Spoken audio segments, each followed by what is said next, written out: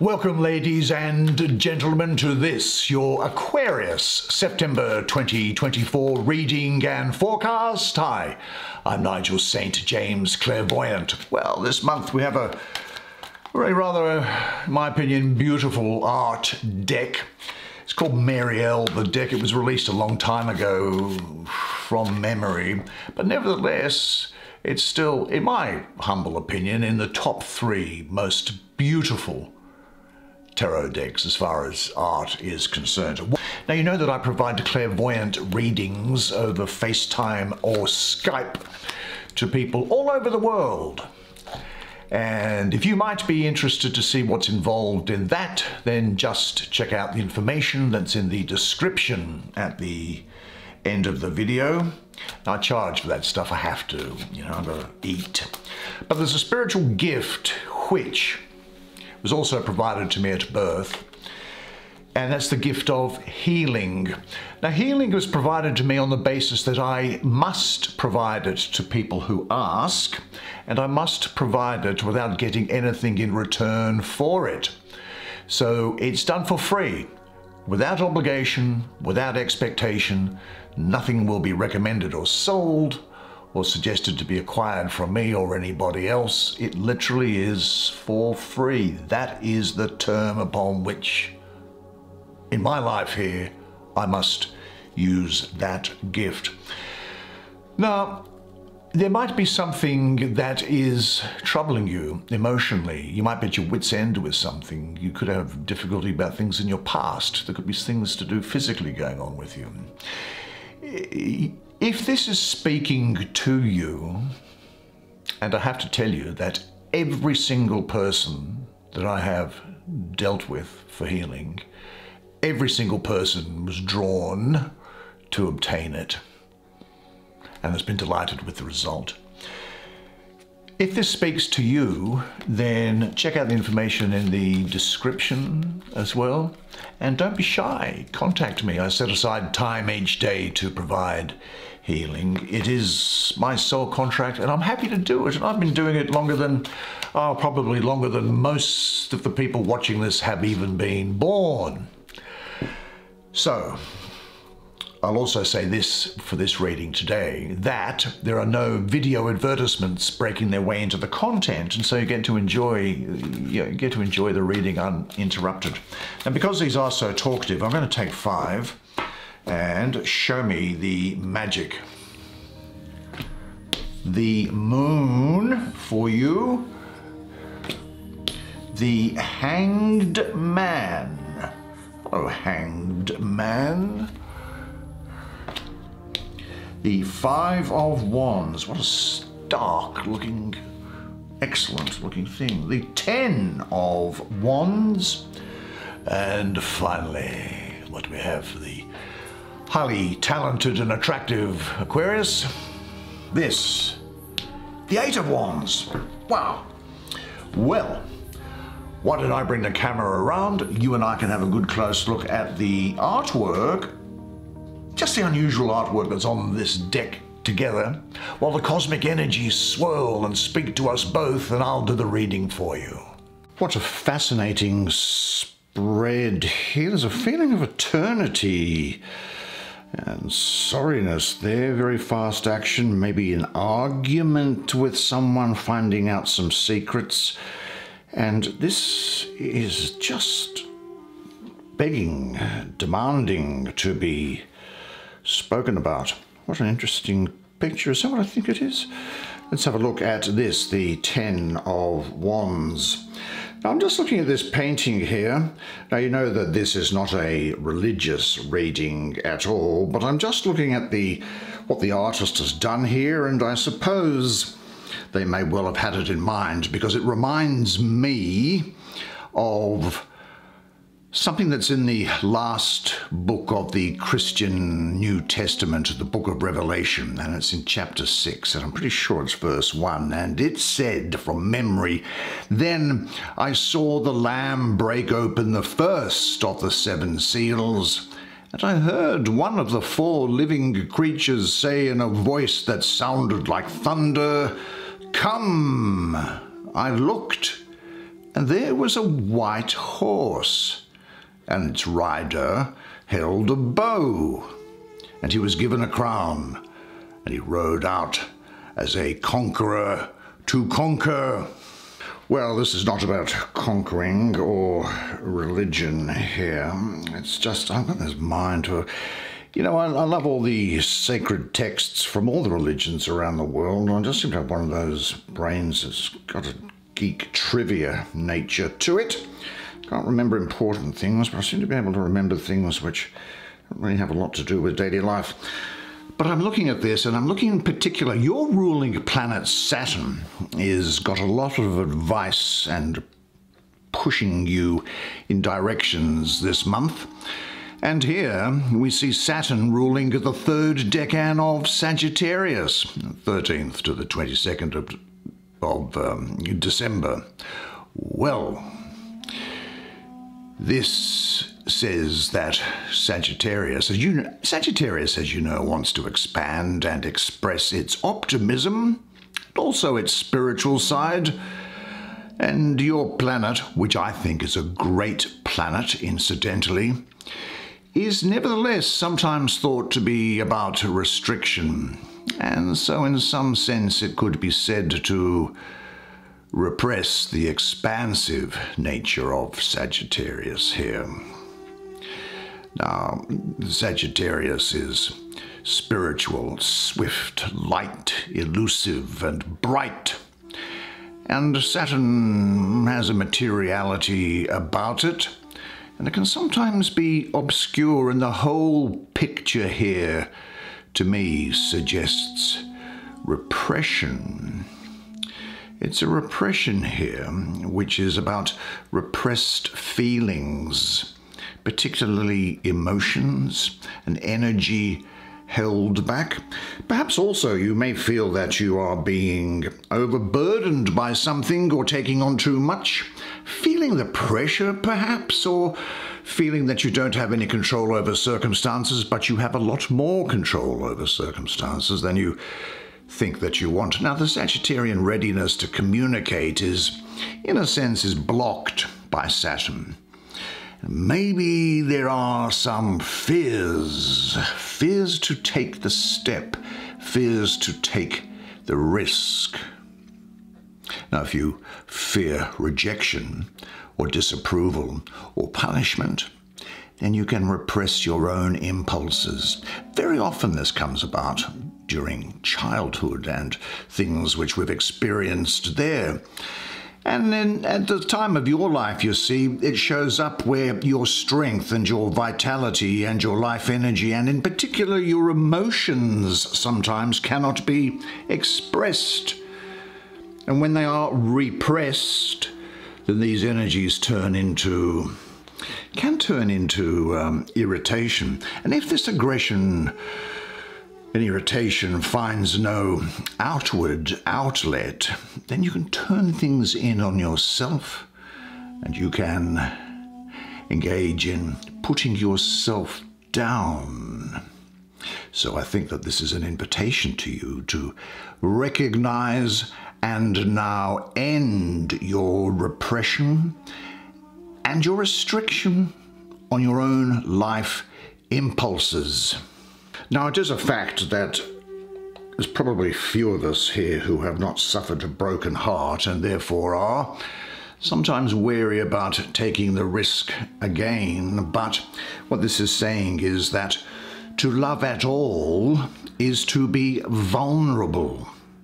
Love anything and your heart can be twisted and possibly broken. But if you want to make sure of keeping it intact, then you can't give it to anybody, not even an animal. What you do is you wrap it carefully around with hobbies, with business, with little luxuries, and avoiding all entanglements. You lock it up safe in the casket or coffin of your Well, I'll be blunt, of your selfishness, and I'm saying it's selfish because you have so much to offer the world. You have no idea the effect that you have on people and the difference that you make to people's lives. But in that casket, in that coffin, your heart remains safe, dark, motionless, airless. And it will change. It won't be broken.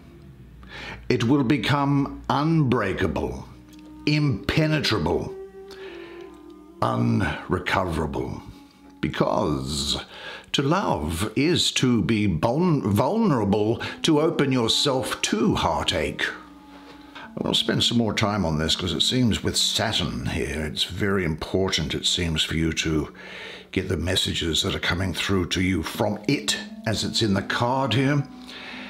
It's also saying that you should understand that there is no great reward for being emotionally withdrawn. And there is no pity prize for bottling up your frustration. Nobody is coming to congratulate your chronic self-repression. Now, by opening up, maybe you will inconvenience some people. Maybe you will trigger some conflict. Maybe you will be rejected, criticized, judged. But you are intelligent enough to know that everything comes with a price, and everything has its compensation. Live the authentic life. Now, authenticity may require pain. Of course, that's normal. There is no gain, they say, without pain. But it also opens the doors to joy, to creativity, to self-respect and empathy, whereas self-repression, on the other hand, costs you all of the beauty of the world in exchange for a prison of comfort. Is that really worth it? Isn't it time to break free? Well, thanks for that, Saturn. That's very decent of you. Now let's have a look at, there's another, yours is the furthest of the classical planets. What else is out here? Uranus, Neptune, I see here. Yes, watery planet of Neptune. And here, I suspect there could be something going on here as well about dealing with emotions and things. A lot of water, a lot of air. Neptune, the spirit of the mighty waters is what I call this. This is about you letting things get unstuck. So you are taking the advice of your planet.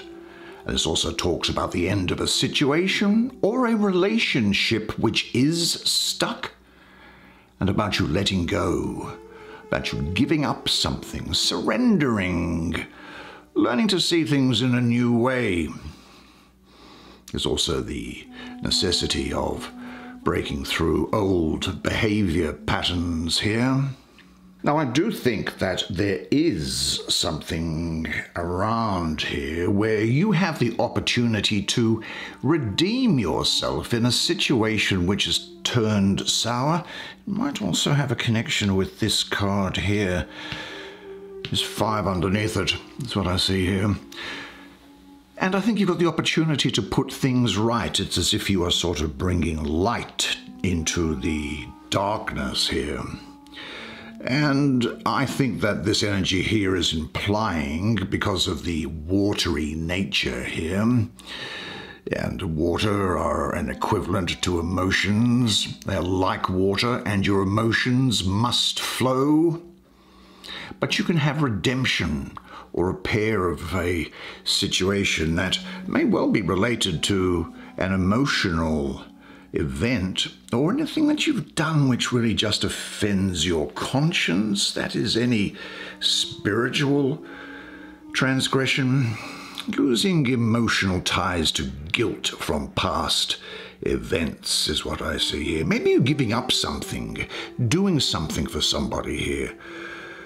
Now, it might be a short-term loss for you, but it's good for the other person, and it's very fulfilling emotionally and spiritually.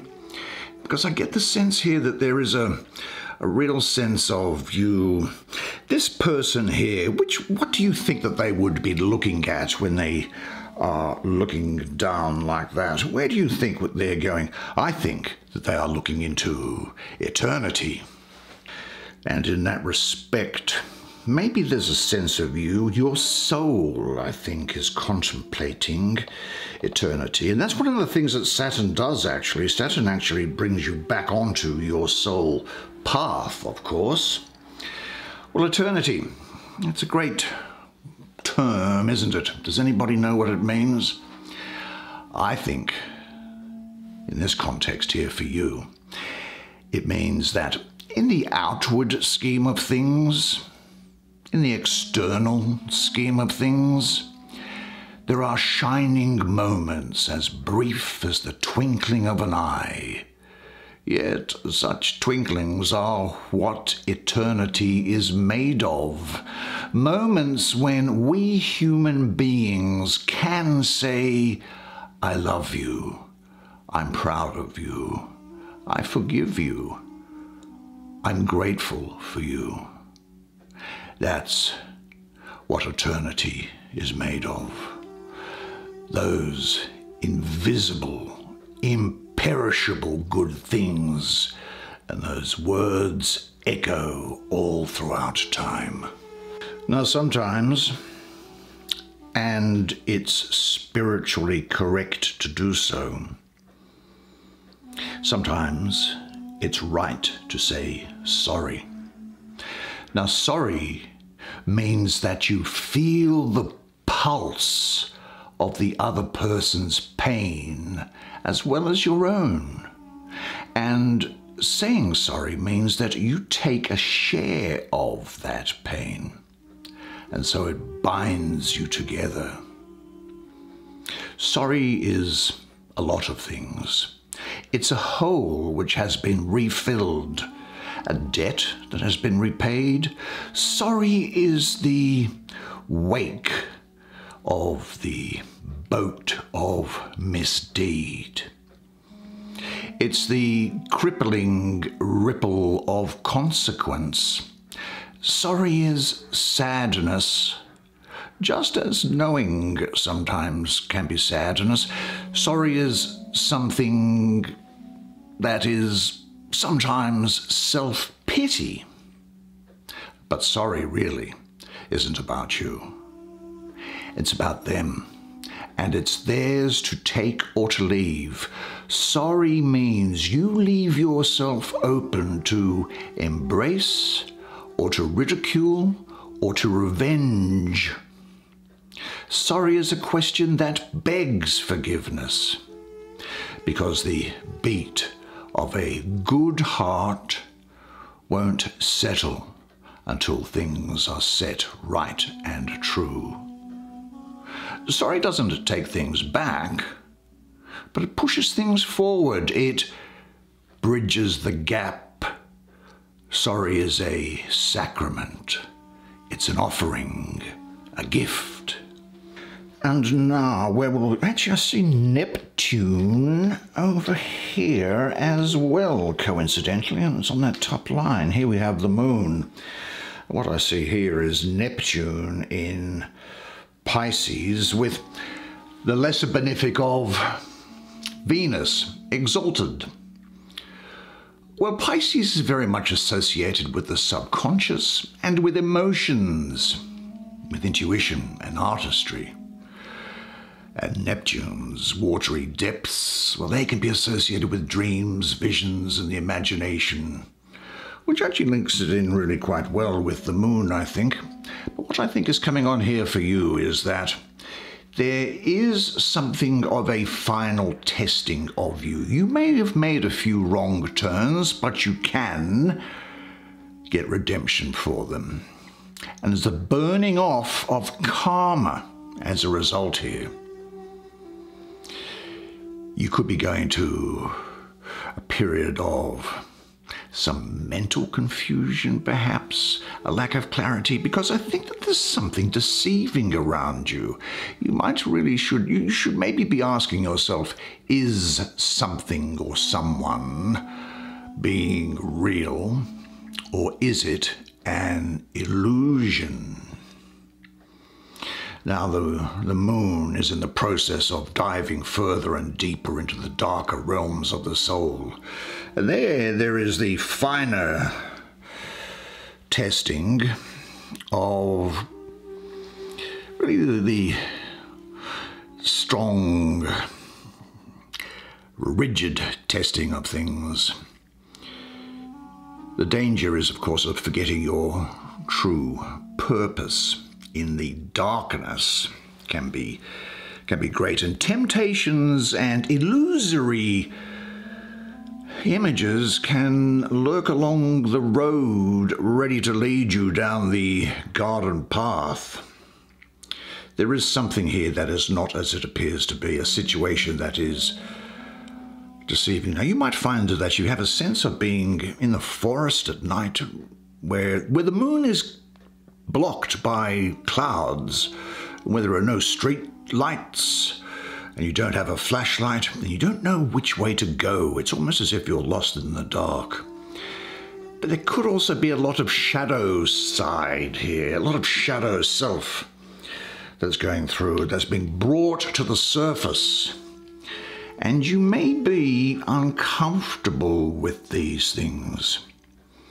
Because again, I think there could well be feelings that had their origin in childhood that have been repressed and which have been having a negative effect on you now that you're going through the process of cleansing. But a lot of good karma coming your way as a result of this, I have to say. Well, karma. Well, what is karma? We hear it everywhere, don't we? Well, I could put it like this, I suppose, that your faith is your conscience and your conscience is your faith. Now, you can't have faith without a conscience, but you can have a conscience without faith. You see, we were designed to be good with or without religion. And of course, the challenge for most of us is staying good, isn't it? Now, we all know of some people who claim to be religious, but they have no conscience. Many of them, do they? Well, we also know of people without religion who are very much aware of their conscience.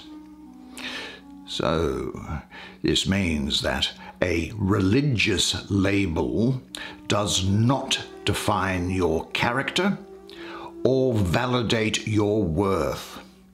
Now, in the end, all of us are going to be judged by the amount of truth in us and the weight in our hearts. The heavier the conscience, the heavier the truth. The lighter the heart, the higher up into the heavens it goes. Now, the only spiritual cash or money that we have in the afterlife, as it were, is collected in the form of light, in that the amount you have depends on the weight of your words and deeds in this life. Conscience is everything. Conscience is what connects us all to the truth and light of the highest power source of all, God, the cosmic heart of the universe. Now, Saturn is also here again. I see it here with Leo. And I see Mars in the number 5 here as well. So Leo, ruled by the fire suit of wands. Leo is a fire sign, and it's ruled by the sun. And Saturn comes in. Now, as you know, your sign, ruled by Saturn, is diametrically opposed to Leo on the zodiac wheel. And so, astrologically, you don't really get on with Leo at all. And Saturn doesn't get on with Leo here. This is signifying really that the general condition is that the creative power of that lion that you can see there for Leo is blocked by your planet Saturn. And because the free flow of energy is greatly restricted, there may be some energy within you starting to stagnate. And this energy is vainly trying to find the possibility of expression. You may be thinking that something is a bit of a burden. But the number 5 is also about instability, about exaggeration, about aggravation and strife, and about changes as well. It's the idea of motion, of words coming around, which is upsetting the stable situation, which could well refer to an argument or a competition with somebody. There is some unrest, there is a disagreement, there may well be an internal battle going on. It could also, I think here, I'm getting here, great sexual arousal and activity as well, just by the by. So it seems to me that it is inevitable that you may end up in some sort of an argument with somebody, I think, or some sort of a competition with them. Now, in this situation, the danger of resigning yourself is great, but your planet is telling you that all things must be taken care of step by step, and do not let yourself get overwhelmed. Of course, arguments can or should be positive. This is because the actual rewards that come from arguing with other people, they really don't have anything to do with winning and losing. A good argument helps you refine, to tighten up your own ideas, and to discover where your reasoning is the weakest. Now, other people's opposition can help you turn your own half-formed ideas into clear assertions that you can back up with solid reasoning. I mean, you, of all the signs here, have the talent to do that. And setting your ideas and opinions against somebody else's, well, it helps you know each other better, which can actually make you good friends. How often is it that we see people who have a great fight with each other, they then turn around and within a short time they're embracing one another? Now, you get these benefits particularly from arguments when you are collaborating with a partner. You don't get them when you try to destroy an enemy. That is how non-zero-sum games work. But I really do think that you are putting this advice from your planet Saturn into good action, because here we have this 8 of Wands with a painting of which I could not make head nor tail of myself, I have to admit. But I can say that the astrology is that of Mercury ruling the first decan of Sagittarius, which is the 23rd of November to the 2nd of December. Look, Mercury is the planet of communication, of ideas, of intellect, of analysing things. And the Sagittarius, well, that has the speed of the arrow. And I think that this is going to produce in you something of a restless intellect here. And this number 8 here is saying that this is a time where you will also have power, balance. You will come to harmony. You can make things turn into reality. You'll have a practicality and a skill and a diplomacy about you, which comes from Mercury. Now remember, if you state your own standpoint openly, directly, and clearly, any hindrances that you have around you can be transformed. Misunderstandings will yield to clarity. Because I really do think that you are now finding your inner center and can present your position with emphasis and with openness. And it's also the case that a prior problem which appeared to be insurmountable is now fading meaninglessly into the background because of your clarity. You have worked it out. And if you do overcome any tendency to hesitate and are prepared to call disturbing influences by name, well, you rob them of their power to restrict and to hinder you.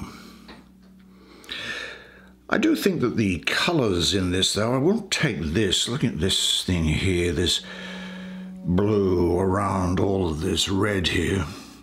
This is saying that there is a wholeness coming to you, and a prior process is coming to an end. I think you're going to look back, realizing that the difficulties of the past have helped to bring the learning process now to completion.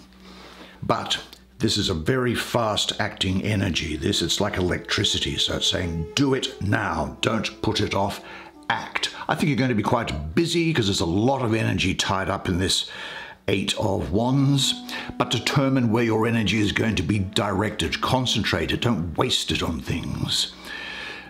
Don't scatter it everywhere.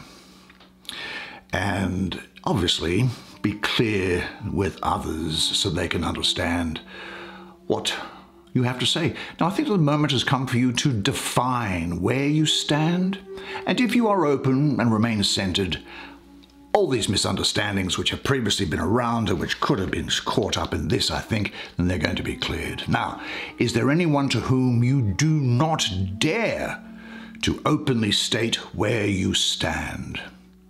Well, this is a good idea to open yourself up to them. Talk to them and say this to yourself: my openness and my self-confidence, well, that opens the hearts of those that I love and cools the fires of those who compete with me. What a fabulous set of cards for you. All the better for having you here. Well done, you. You did a great job. What a great reading for you.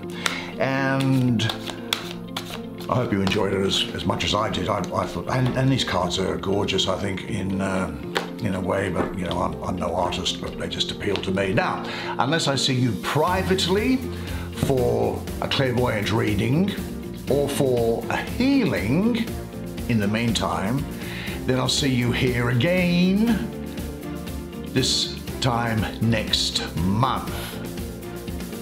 And until then, though, remember one thing, and it is this, that you are a legend. And I look forward to seeing you again next month. And until then, it's bye for now.